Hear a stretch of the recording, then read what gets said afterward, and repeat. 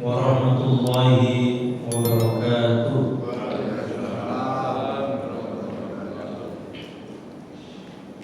Bismillahirrahmanirrahim. Alhamdulillahirabbil alamin. Hamdan na'imin, hamdan syakirin, hamdan yuwafi ni'amahu wa yukafi mazidah.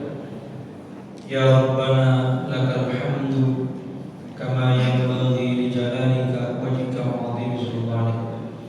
Allahumma shalli wa sallim wa barik ala sayyidina Muhammad wa ala alihi wa sahbihi wa mawalah. La hawla wa la quwwata illa billahil 'aliyyil 'azim. Hadratul karamin, segenap para jamaah Bapak Ibu semuanya, hadirin hadirat, kaum muslimin wal muslimat, wal mukminin wal mukminat, mudah-mudahan sehat wal afiat. Kita ngaji, mudah-mudahan dapat ilmu yang manfaat sebagai bekal keselamatan kelak di akhirat, juga dapat syafaat Nabi Muhammad sallallahu alaihi wasallam. Oleh karenanya mari kita bersolawat. Allahumma sholli ala sayyidina Muhammad. Bapak Ibu, mari kita lanjutkan kajian kita kitab Tuhfatul Nasihin halaman 241.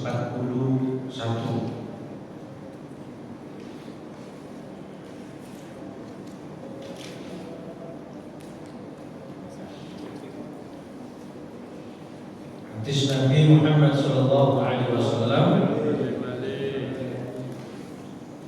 inna ahwana ahli nar azaban ay azabar rajul, sesungguhnya yang paling ringan bagi penduduk neraka siksaannya, yaitu disiksanya ar-rajul, seseorang, walahu, dan baginya naklani, dua sandal, minan nari, dari api neraka, yalli, maka umek itu mendidih, ya. Minhuma, dari kedua sandal itu, sebab dari sandal itu dimaghuhu, otaknya, ka'annahu, seakan-akan orang laki-laki itu seperti kotoran perutnya, ya. Jadi sandal itu kemudian bagaikan periuk atau tempat yang mendidih, yang bara apinya itu mirjalun ala jamrah, yaitu seperti kotoran yang perutnya itu keluar dari telapak kakinya. Yasta'ilu minhu lahabun nar wa yakhruju jushaqu batnihi min qadamaihi. Jadi mengenakan sandal dari api, sedang otaknya mendidih karena sebab sandal itu seakan seperti periuk yang di atas bara api yang menjilat-jilat nyala apinya, dan keluar kotoran perutnya dari dua telapak kakinya. Jadi bagaikan api yang bagaikan air yang kemudian kena panas mendidih umek itu, sehingga kotoran itu keluar dari kakinya, ya darah, ya nanah, ya berbagai macam kotoran dari perutnya itu.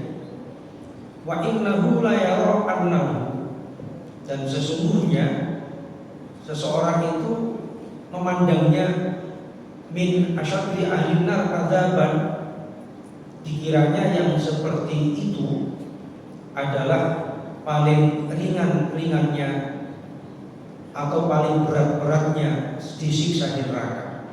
Jadi min asyaddi ahli nar, jadi orang laki-laki tadi mengiranya bahwa demikian itu yang paling berat sebuah siksaan di neraka.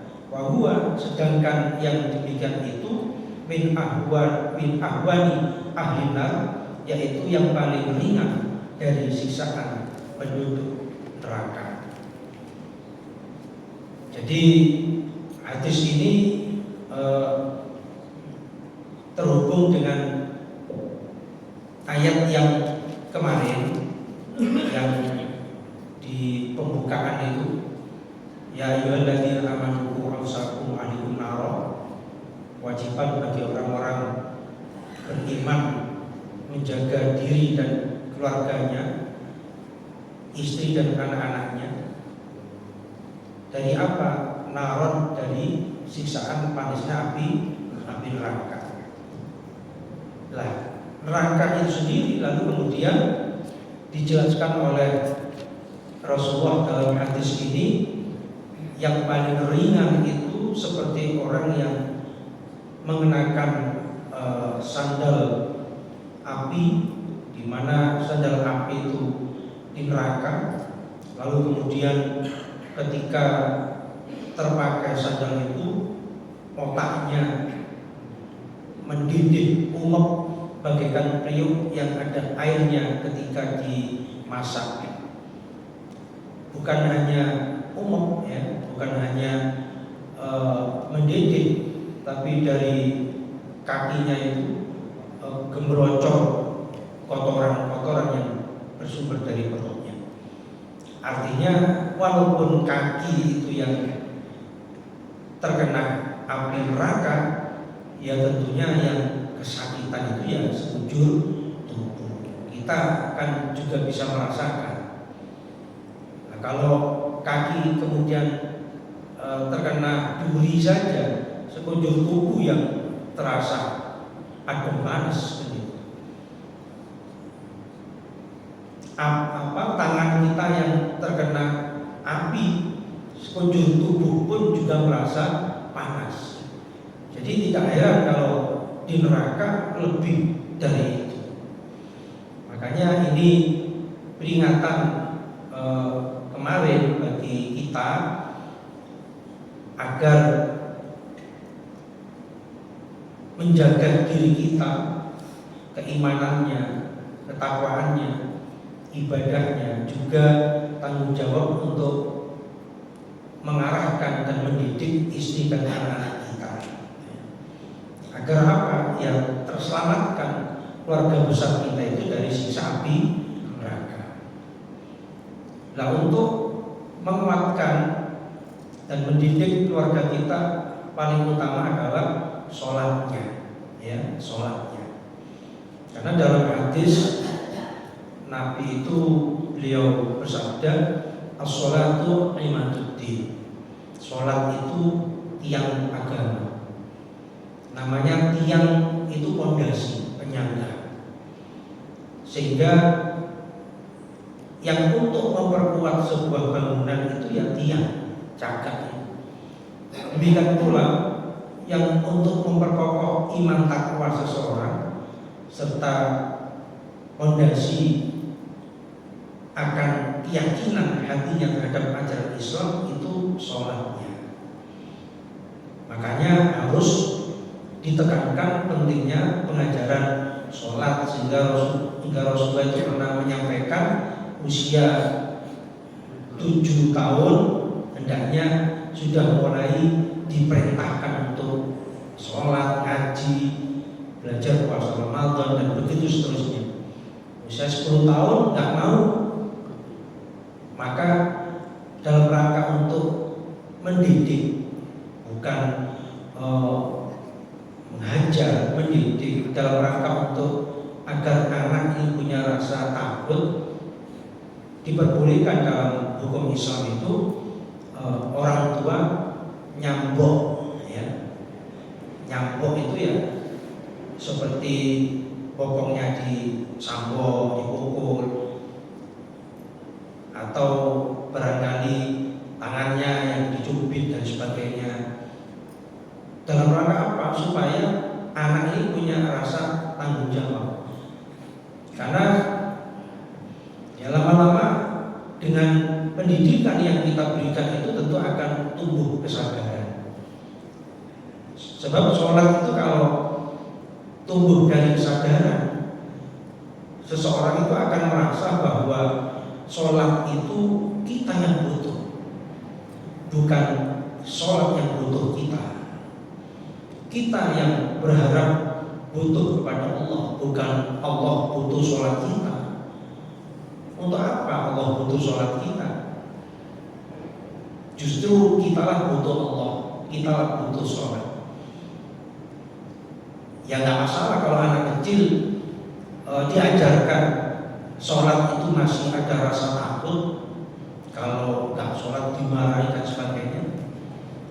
Nanti kalau tumbuh kesadaran, dengan sendirinya anak ini akan ikhlas menjalaninya. Nah, kalau sampai seperti kita sholat masih karena iming-iming, karena akan dapat pahala yang kemudian akan masuk surga, ya tentu nggak ada ubahnya seperti anak kecil. Jadi ukuran kita itu sholat sudah tidak karena iming-iming, ya karena kebutuhan. Sebagaimana kalau kita makan, minum itu kan kita butuh untuk menguatkan jasmani rohani, juga untuk menyehatkan, untuk bertahan hidup dan begitu seterusnya. Nah, sholat itu juga makanan rohani kita. Apalagi sholat itu sendiri sangat penting karena apa? Nabi di hadis itu mengatakan waman aqamaha faqad aqamati. Jadi barang siapa yang menegakkan, dalam pengertian menegakkan itu ya syarat rukunnya, waktunya, ya, jamaahnya dan begitu seterusnya itu harus ditegakkan. Kita ini hidup antara azan dan sholat. Lahir di azani, mati di sholat. Ketika kita lahir ditolong, maka kemudian mati digotong. Oleh karena itulah hendaknya ketika kita masih hidup sehat seperti sekarang, mengerjakan sholat itu di belakang imam. Artinya jamaah. Jangan nunggu kalau kita di depan imam, maka akan terlambat. Artinya disolati imam, alias mati kan. Nah, oleh karena itulah barang siapa yang menegakkan sholat, sungguh dia menegakkan agamanya, iman dan ketakwaannya. Wa man taraka, barang siapa yang meninggalkan sholat, faqad hadamati. Barang siapa yang meninggalkan, ya tentu syarat rukunnya, tumanina khusyuknya dan sebagainya, waktunya terlolong. Makanya itu akan menjadikan dia hadamati, meruntuhkan iman dan takwanya, fondasi agamanya.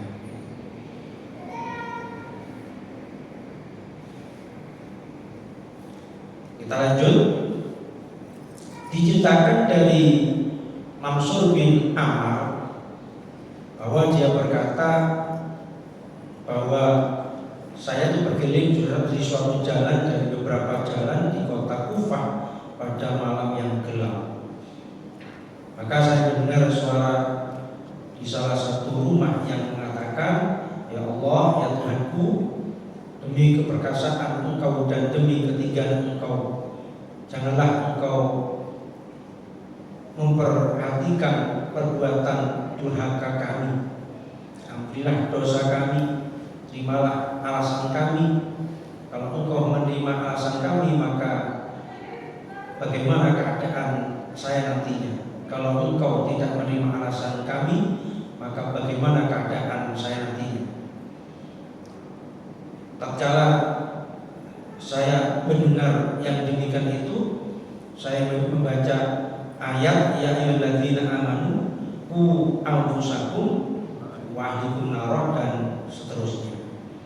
Lalu saya mendengar suara dan saya lihat gerak yang hebat, kemudian berhenti dan saya tidak mendengar lagi. Setelah itu akan jejaknya, maka saya pun terus berjalan. Tatkala pagi hari saya kembali ke jalan yang saya tempuh semalam, maka saya lihat kaum atau orang-orang di tempat itu sama menangis karena ada seorang perempuan tua yang menangis dan dia adalah ibu si mayit, serta dia berkata, semoga Allah tidak membalas kebaikan kepada orang yang membunuh anak saya.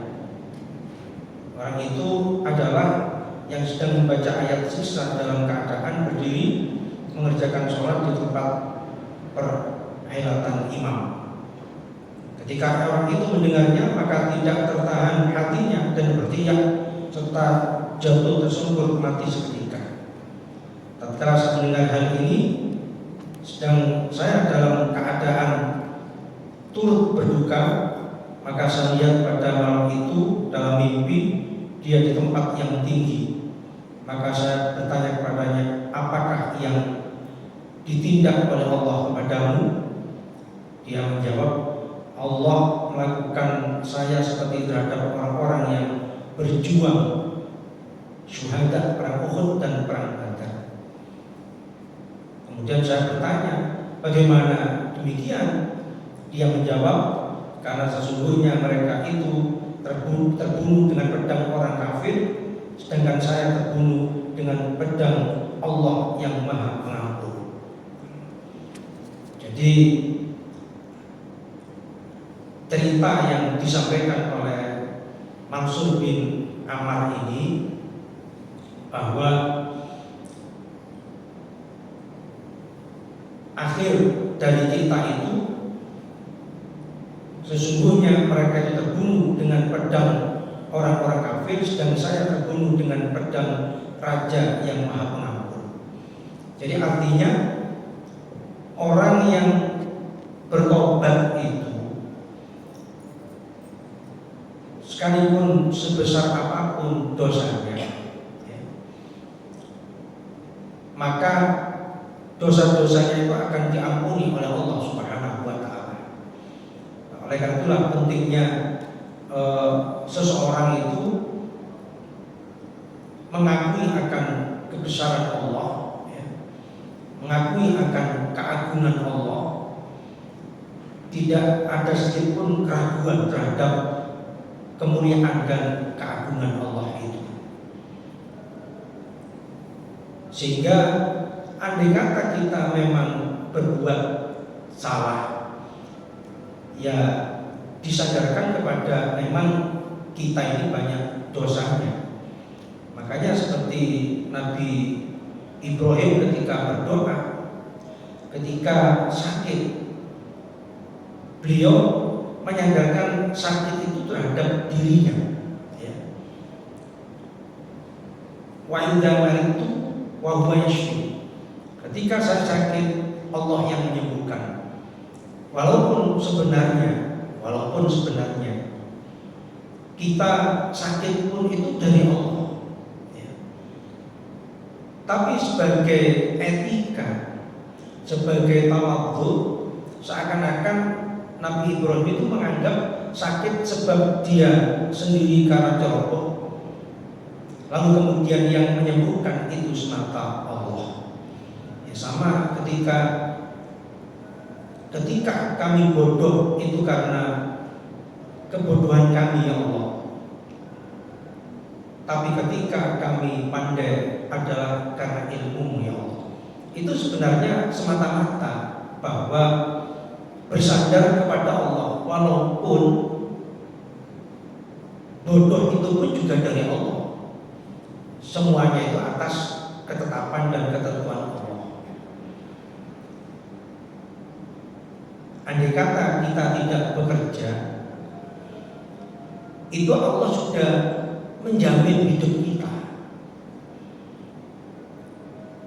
Tapi karena diajarkannya kita untuk usaha, maka kita pun juga bekerja agar dapat duit dan makan. Andai kata pun kita tidak bekerja pun Allah menjamin.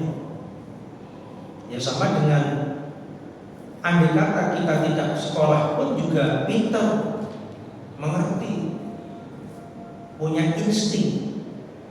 Tapi karena memang thalabul ilmi fardhatun ala kulli muslimin, bahwa mencari ilmu itu adalah wajib, ya.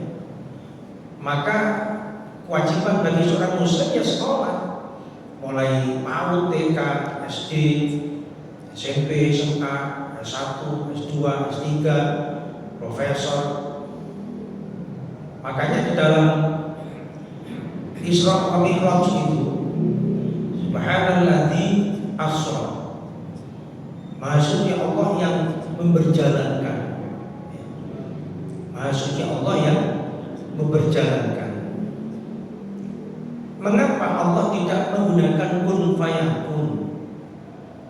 Allah tidak menggunakan kalimat jalan maka sampailah. Tapi kok di ayat itu diterangkan dalam hadis, Nabi itu pakai buruk. Jadi buruk itu binatang yang lebih tinggi dari khimar, tapi lebih kecil dari bighal. Warnanya putih yang bersayap dari surga. Jadi binatang yang dari surga disebut buruk karena kecepatannya bagaikan kilat. Lah kenapa kok enggak kun fayakun? Kok pakai buruk segala? Itulah pentingnya proses, ya. Pentingnya usaha. Malah dalam hadis itu diterangkan ketika Nabi sampai di samping Baitul sampai di Masjidil Aqsa di Palestina, itu mengikat buruknya di tempat para nabi dulu mengikat kudanya. Lo kenapa kok diikat? Gangguan buruk itu nggak mungkin lah minggat kan nggak mungkin buruk itu terbang kembali karena sudah perintah Allah. Nah itu artinya hidup itu ya proses. Kita nggak bisa Allah yang jaga kendaraan kita seenaknya di luar rumah kita tanpa dikunci misalnya, atau rumah kita dibuka 24 jam tanpa digembok misalnya, ya nggak bisa seperti itu. Makanya hidup itu bukan sekonyong-konyong, bukan tiba-tiba, bukan lalu ujuk-ujuk gitu. Semuanya adalah melalui proses, ya. Semuanya melalui perantara, wasilah. Makanya itu pentingnya diajarkan untuk yang demikian ini. Nah, demikian pula di sini seseorang itu mengakui begitu gamblang ya Allah, dengan perkasaan ya Allah, demi ketinggian Engkau ya Allah, jangan Engkau memperhatikan perbuatan durhaka kami, dan ampunilah dosa saya serta terimalah alasan saya. Kalau Engkau tidak menerima alasan saya, maka bagaimana keadaan saya nantinya? Nah, itu kan sama dengan kalau yang dibaca seperti Abu Nuwas itu, Jumatan itu, Ilahi la sulil firdausi ahla wala akwa ala naril jahimi, kan seperti itu. Ya Allah, kami ini gak pantas masuk surga ya Allah. Nah gimana potongan seperti kita yang pantas? Mau jamaah gak 5 waktu, qobliyah ba'diyah tak jaga, tahajud jarang-jarang, baca Quran juga hatam, ya. Kadang sesama manusia masih ada hati iri hati, dengki, ya. Kadang ibadah pamrih, ya. Sehingga bagaimana kita ini pede masuk surga, kata Abu Mas. Walau akwan jahili, tapi kami pun itu juga nggak kuat ya Allah, kalau mau masukkan neraka itu nggak kuat. Kemudian fa'innaka ghafurud dzambil azim, maka engkaulah yang mampu bisa menolong kami dengan pengampunan atas dosa-dosa yang begitu besar terhadap kami ya Allah. Fa'inna umrina tusu fi kulli yaumin, umur kami bertambah berkurang. Jadi kesempatan kita kan semakin berkurang. Sekarang sudah tahun 2025. Umatnya Nabi itu antara 60 sampai 70. Jadi 60 sampai 70 itu meninggal dunia. Kalau di bawah 60 berarti tidak tidak berkah sebagaimana umur Nabi itu 63. Ya, usia umur umat itu antara 60 70, kebanyakan yang meninggal dunia. Kalau lebih dari 70 itu istimewa berarti. Istimewa.